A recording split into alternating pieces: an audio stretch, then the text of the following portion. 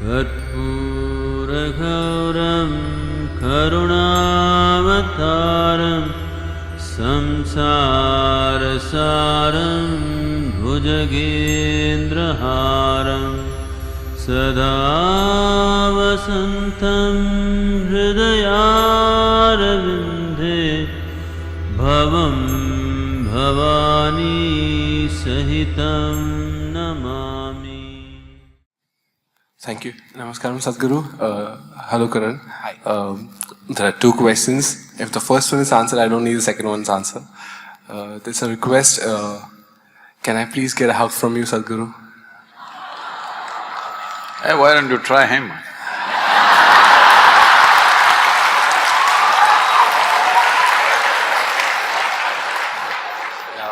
Why am I a second in that line? I didn't name the person. What is your second question? The first is you want a hug. The second is what you can't… You don't go into a kiss then, because that might be detrimental. No, just the presence of Sadhguru for the first time in my life. I just don't want to miss it. I don't know when will I get the chance next. So, if I could just… I know it's a difficult one. No, nothing difficult about it. It is just that I've been working with people to make them understand. People, especially outside the country, and now unfortunately it's caught up here. Where is my hug, Sadhguru? Can I get my hug? You are turning something beautiful into something very ugly. When you are in a certain state of inclusiveness, if it became necessary, you embrace somebody. It's a very beautiful act. Now it's a commodity, where is my hug? It's something that you give and take, it's not a transaction. This is what religion has done, everybody hugs 3 times or 4 times or whatever number of times. This is not what it is. All the tenderness that a human being feels within himself or herself, you destroying it and make it into some kind of act. Okay, I will hug you, I'll hug every one of you. What about it? Sweat exchange? So, this is something we need to do, and people also… in India this happens, they grab my hand and Sadhguru bless me, and they place it on their own head. Blessing will not come like this. Blessing will come when you become receptive, when you're in a certain way. If it's blessed, something wonderful can happen out of it, something tremendous can happen out of it. You grab my hand and what is that blessing? And if you grab my hand or foot or you hug me forcefully, this is called molestation. Awesome. All right. You got your jadoo ki chappi. So we had… Yes, sir. Yeah. Hello. Namaskar, Sadhguru. I know hug is not possible, but I know you cook very good dosa. Is that possible? Certainly not here. I know. No, my question is that when we cook, if we have to get joy of cooking, then that joy is something which is internal, and I cook for my joy. But when you're cooking for others, then you want to give them joy. And at times there's a conflict. Who should win? This is for him. No, No, sir. I have different things on my menu.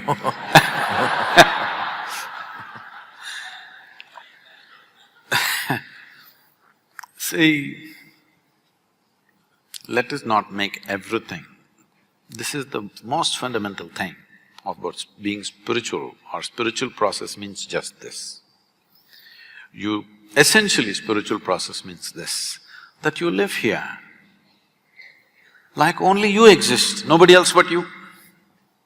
Because you see everybody as yourself, and there's no issue.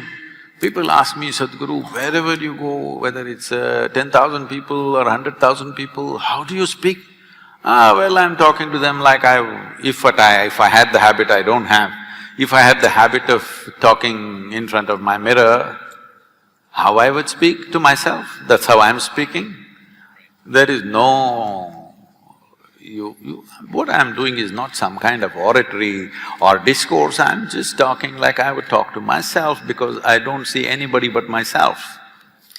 So, spiritual process means just this, that in some way you became all-inclusive. In your experience, you became all-inclusive.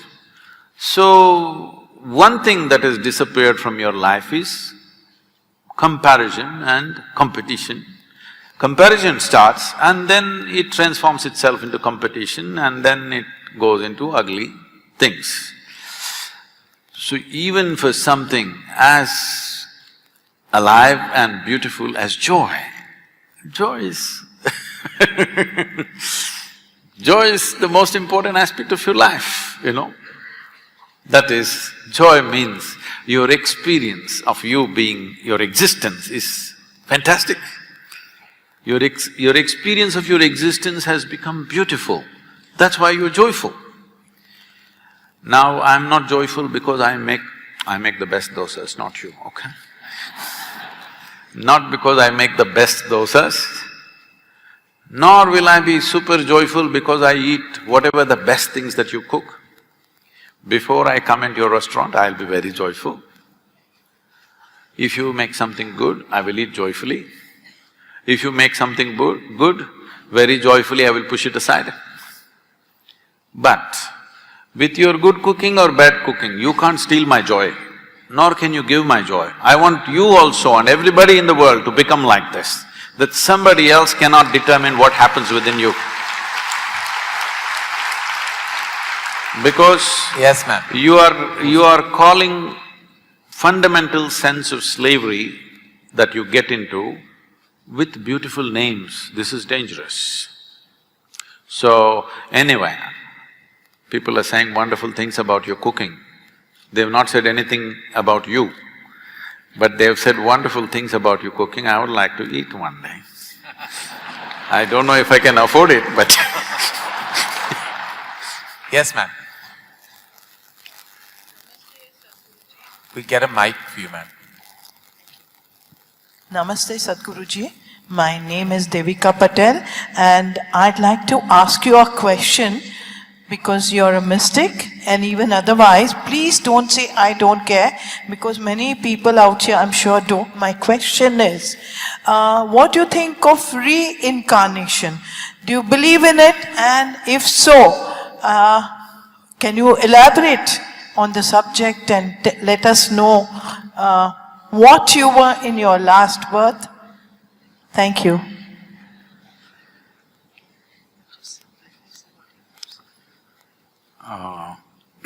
now you already put strictures on me as to what I should not say.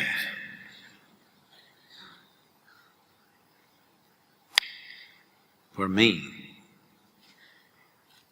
last 3 lifetimes I have been same work, around the same place, and a few people, handful of people, same people. To such an extent that sometimes by mistake I end up calling them by old names. But you should not believe all this nonsense.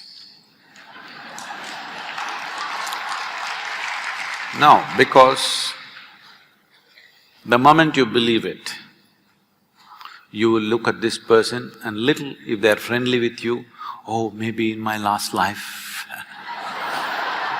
my past life.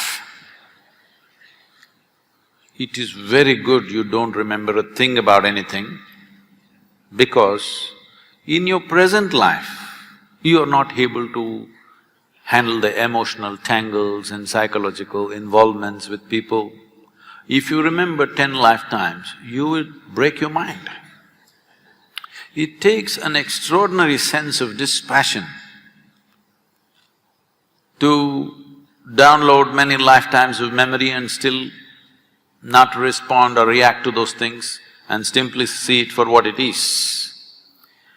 In your present state, if such things happen, it'll be a disaster, but anyway, you should not believe these things because you should not believe anything or anybody. You should not disbelieve them either. Now in such a large crowd, I have a huge reputation of being very logically correct, and now you're making me say such stupid things. I'm staking my reputation. You must understand that I wouldn't make that mistake. Because I don't gain anything by talking about this, because you insisted that I should not dismiss it. But essentially what you are asking is, let me translate this question for you. Essentially what you are asking is, when you say, is there a past life or is there a future life, what you are asking is, beyond this body, is there something more? That's all you're asking. After my death or before my birth, was there something else? This is the question. Or you're asking, what is the nature of my existence? Well, that's my full-time business, to bring you to that experience as to what is the nature of your existence. You must come. You should not ask just a casual question here in Mumbai and disappear. Now you made me say illogical things in front of all these people. Now you must invest some time to know what is the nature of your existence. Otherwise it's an entertainment question.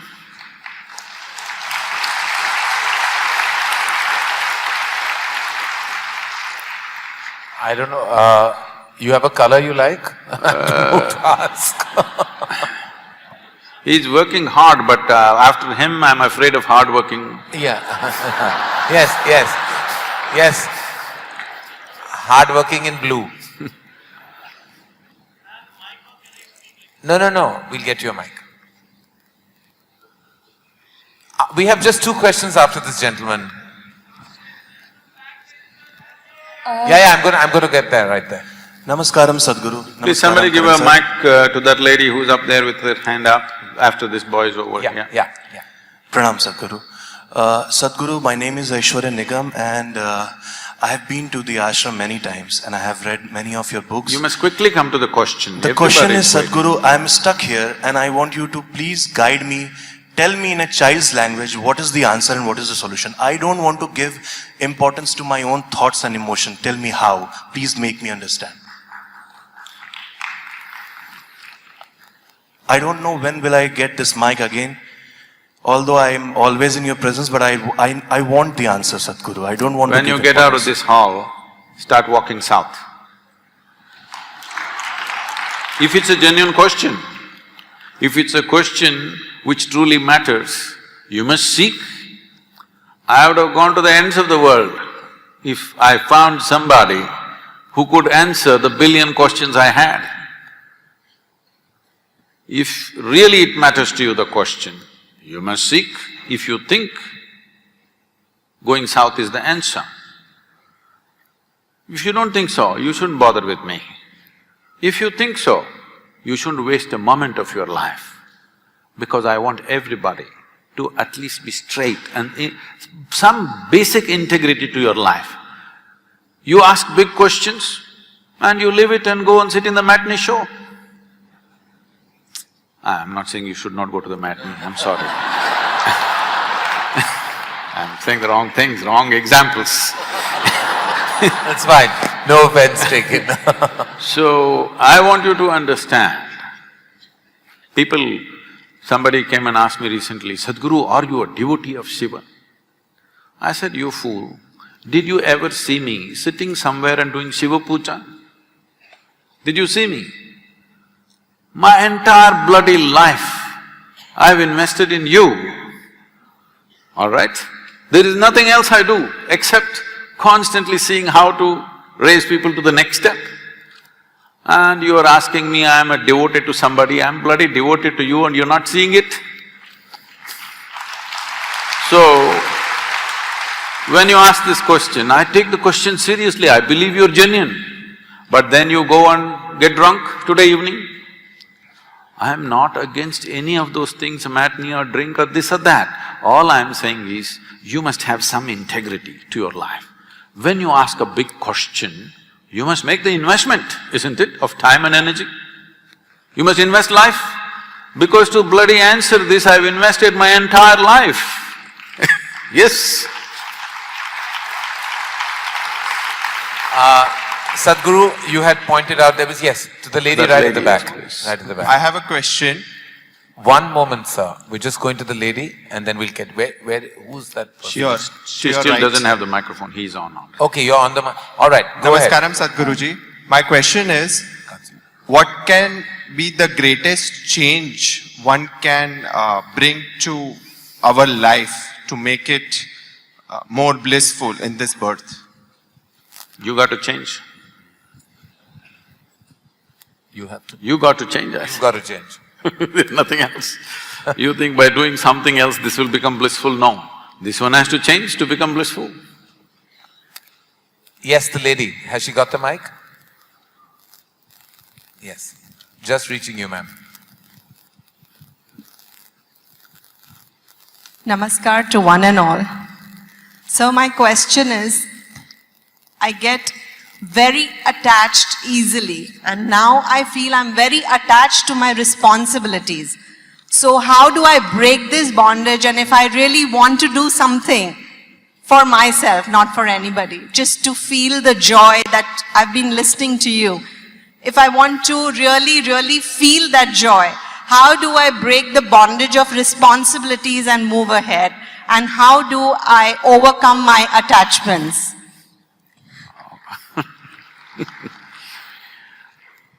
I want you to understand that responsibility is never a bondage. Responsibility means you chose to respond to something wholeheartedly. So it is never a bondage. And how is it opposing your joy? I don't understand. Because to what extent you have the ability to respond, only to that extent you know life. If you lose your ability to respond, you become dead. In fact, somebody is dead means they've lost all ability to respond, that's all it is. So, don't ever think your responsibility is stopping you from being joyful. If you had no responsibilities, many of you would be freaked to madness. You are fortunate, you got something to dabble with. Nothing to do, I'll keep you in a room, nothing to do, I'll feed you well, you'll go crazy. You must be glad there are distractions for your madness. So, you must understand this. If your experience of life is such that if you sit here, you start enjoying your existence, not your thought, not your emotion, not your action, your existence, if you start enjoying, you have a certain joy and blissfulness about your very existence, then all this jargon doesn't work. If that one thing has not happened to you, you are in a desperate condition, you have to do a million things to know a little bit of pleasantness. But tell me sincerely, genuinely, in a 24-hour segment, how many moments of actual joy do you know? Most people can count on their fingers, many people have nothing to count. They will say, oh, the day I got married, I was so happy. The day I got my job, I was so happy.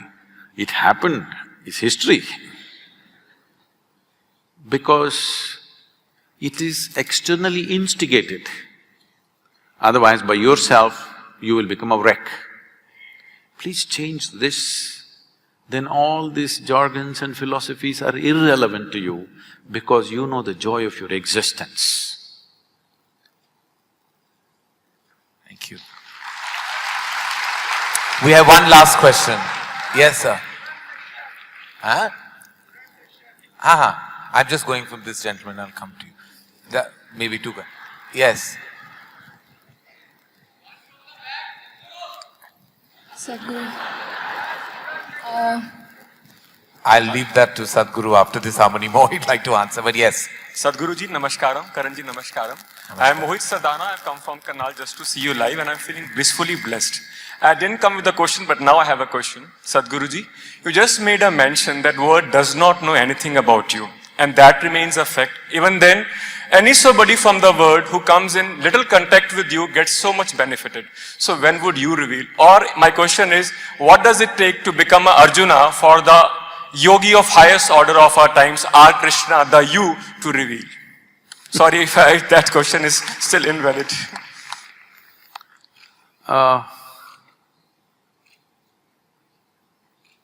This is difficult to articulate without sounding all wrong. Because,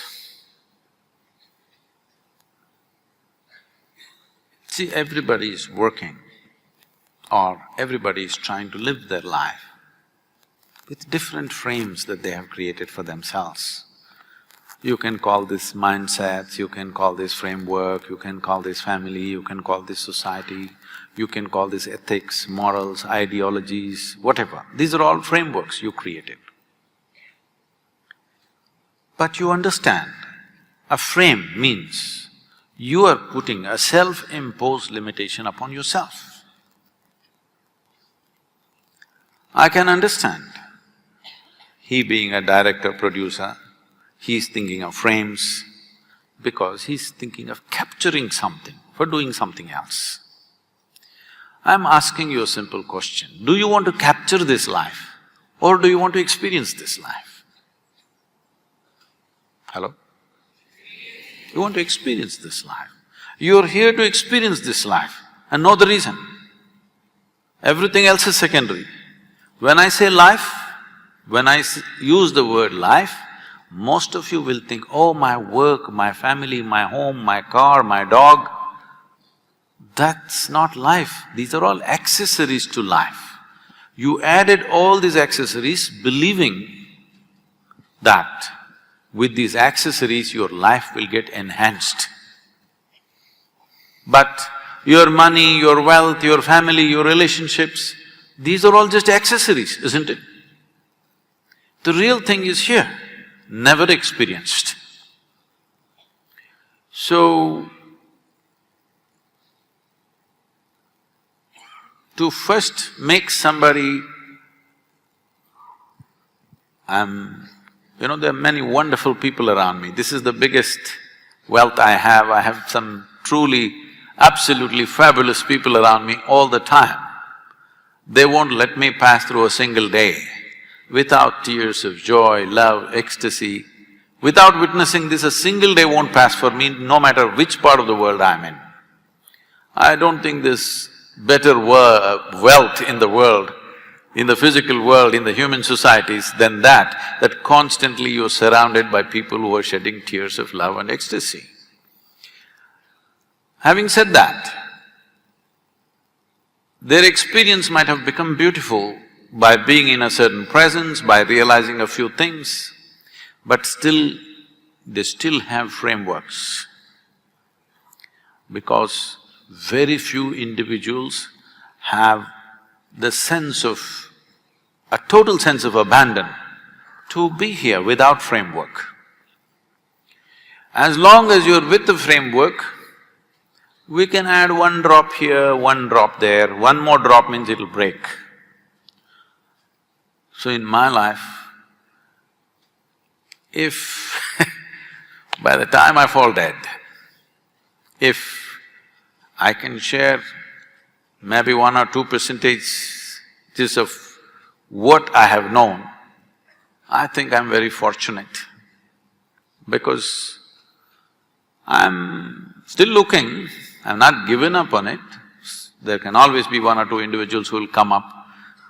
We have been working on them, preparing them so that somebody can exist here without any sense of frames, without any sense of what will be lost. There are many people around me who, you know, in every action that they do, they're not saying it verbally, in every action that they do, they show that they're willing to die for me. I keep reminding them in 1,000 ways, dying for me is not the answer. That you are willing to allow this life to happen in full flow, this is where the answer is. Because only if you are a full-fledged life can I share what's happening within me. Otherwise, I'm talking about extending your frames, giving you a different frame which is more difficult to manipulate. But totally undoing the frames will need this, that you are a full-fledged life. When I say a full-fledged life, right now you have invested too much in your thought, too much in your emotion. You look up to something, you look down on something, you like something, you dislike something. In this state, it cannot be done. I'm working on people, lots of them, and I'm also scanning the world, because there could be anybody somewhere, because that will be a blessing, not to me, but to the world. If there can be human beings, not one, if there can be 1,000 human beings on this planet, or if there can be 10,000 human beings or 1,000,000 human beings who are just life, no bull, just life. Because this is the only thing that you're aspiring for. You may think you want money, you may think you want pleasure, you may think you want something. No, you are only wanting to having a larger slice of life somehow, isn't it? That's all there is. Because that is all there is. You think money will get that, education will get that, love will get that, pleasure will get that, but essentially you want a larger slice of life. So if you want in slices, we will cut it and serve it, because we have to keep you going, otherwise you'll run away. But I want to see you a day when I can throw life at you just like that, without making slices out of it. That would be a great day. Make it happen, because I want to change. I want to change the perception of what is street. If you say street, if you use the word street, people will think booze, people will think drugs, people will think prostitution, all the ugly things. If we do the right things, in the next 20-25 years, we can change this, that street means beauty, street means love, street means meditativeness, street means spiritual process, street means the highest things. We can do this if we are willing. We have the tools, we have the means. Why I'm saying this is never before. Many great beings have come, but nobody had the means that we have today. Krishna came, a gentle being, when he spoke, only one man heard, yes, and another man overheard. When Yogi Shiva came, only 7 people heard. Today we have the ability, we can sit here and speak to every human being on the planet. Never before this was possible. Now we have such an ability to communicate. If we do not communicate the right things, we are committing a crime against humanity. So when we have this kind of power to communicate, whatever is the highest dimension of life should become street. My essential work is this, to bring down spirituality from mountain tops to street. Karpuragauram karunavataram samsarasaram bhujagendraham